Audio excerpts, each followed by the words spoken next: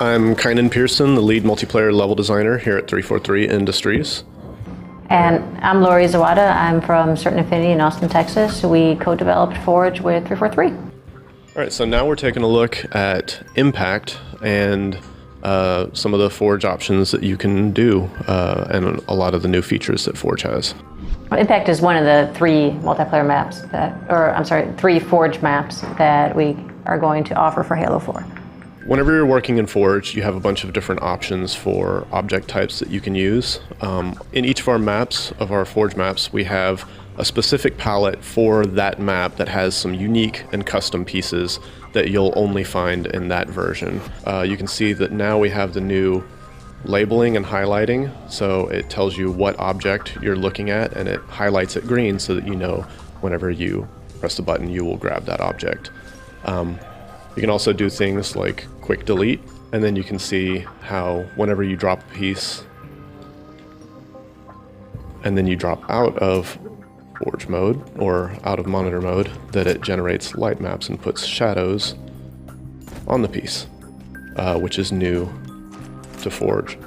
One of the big pushes we had for Forge was to make sure that the visual fidelity was as close as possible to a single player or multiplayer map. We want Forge artists to create beautiful maps, not only fun ones, but easily have things like the shadows. You basically accidentally create a pretty map without trying. All right, so another one of the unique things that you can do now is duplicate object. So if you have an object highlighted and you press down on the D-pad, you'll actually duplicate it.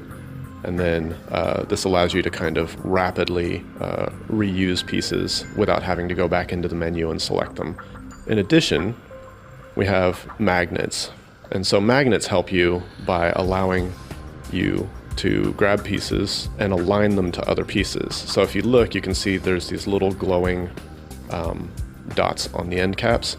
Those are the magnet snap points that allow you to use a piece, duplicate it, and then just immediately snap it in location without having to go into the nudge tools.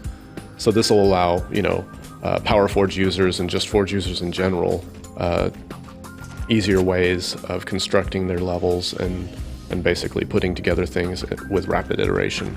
Yeah, and magnets are actually on almost all the Forge pieces. So we have example here is for these hallways, but they're on ramps, they're on entrances. There's certain Forge buildings where we anticipated people might snap things to them, whether it's on the roof, windows. A lot of familiar pieces to the Forge palette that was used in Forge World, although everything's been redone. This map uses a UNSC palette, which is also another unique to Halo 4 Forge feature. The new ordnance system gives you access to dropping ordnance. You have initial drops, which is something that comes down at the very start of a map.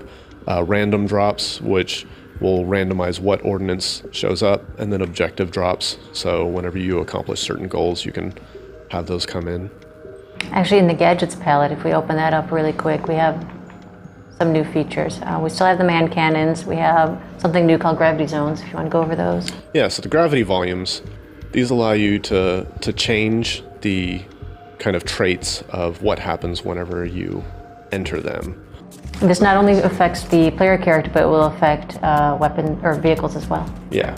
So as you can see, when I'm within this volume, I have low gravity settings, and all of this stuff is customizable and tunable so that players can set up, specific things where, you have a bunch of different railways or structures, and then in certain areas only, you'll be able to have, low grav or reverse grav or just anything that you want to do.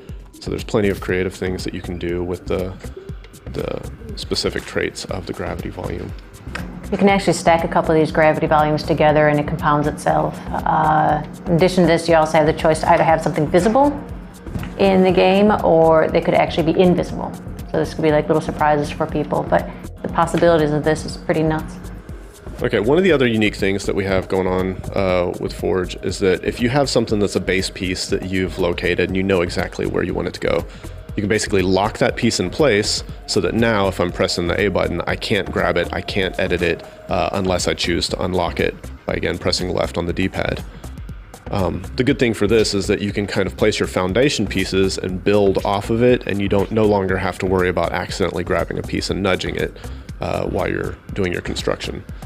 This gets super, super useful when you're working with 300, 400, 500 forge pieces in a single scene, and you don't want to accidentally move something that you spent some time getting just right. In combination of this, there's also the delete features. Yep. So one of the other things that you can do is you can grab an object, or you can just go in and you can do delete by palette. So you can delete all of these specific objects, or you can delete by palette and choose objects within the menu that you want to make sure that you've deleted and you don't have them. But in addition, if you'd like to start over from scratch, you can just delete everything. And this will allow you to delete all of the objects in your scene and, again, start from scratch if you want to just clear it out and do your unique construction. And if you want to use this in combination with the lock feature, the delete all will not delete objects that are locked. And the hope here is with all these tools now, people will start iterating much quicker, come up with some excellent ideas that they normally would have been maybe a little too hesitant to try before. And then from there, just things no one's ever expected will probably come out of Forge. Yeah, so let's go ahead and take a look at one of the pre-built spaces that we have on the disk so that players can have something to start with. We're taking a look at Relay. This is one of the map variants, one of the Forge variants that we built using the custom Forge pieces on Impact. This shows you kind of how you can put together a complete map without using any of the terrain, just using all of the Forge pieces, and see that this is a symmetrical 4v4 map. It's objective based, so all of the different objectives are all set up on here. And it gives you a bit of an understanding of how much you can do with Forge and using the unique UNSC palette, kind of how different this looks from the Forge World Halo Reach palette.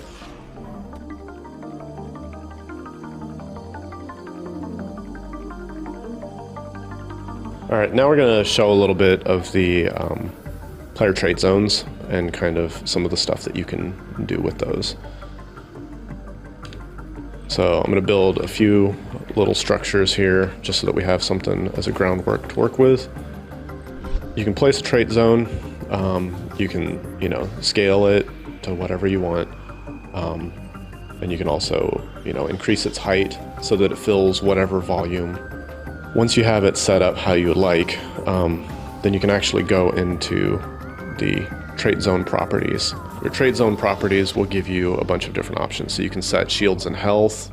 You can basically make sure you can boost somebody to have 300% damage resistance in, or shield multiplier. You can change their shield recharge rates, give them headshot immunity, just whatever ideas you have for the game type or the specific trait zone you could do. But you can also do things to adjust player movement, so you can adjust your gravity to lower that. Your jump height can be significantly increased when you're in.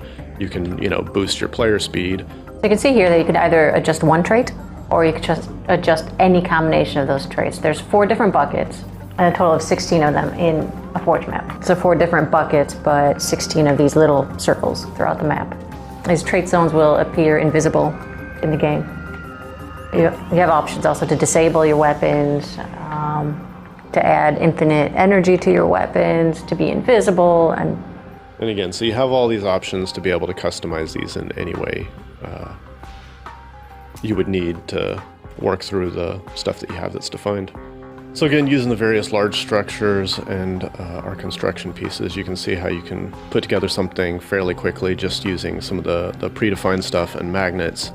But this, in combination with some of the player trait zones as well, lets you do some unique things. So for instance, I've got this thing, and you can see clearly that my jump height isn't big enough to get up there, but I'd like to allow that in this map. So you can go in. Yeah, so this is a lot of stuff that you can just mess with for as long as you want. There we go. Oh. Still a bad jump. Right. Bam. So again, when you enter this, you'll see that, based on your gravity settings, that stuff is different. But yeah, it's just some of the cool stuff that you can do with the player trait zones and the Forge palette.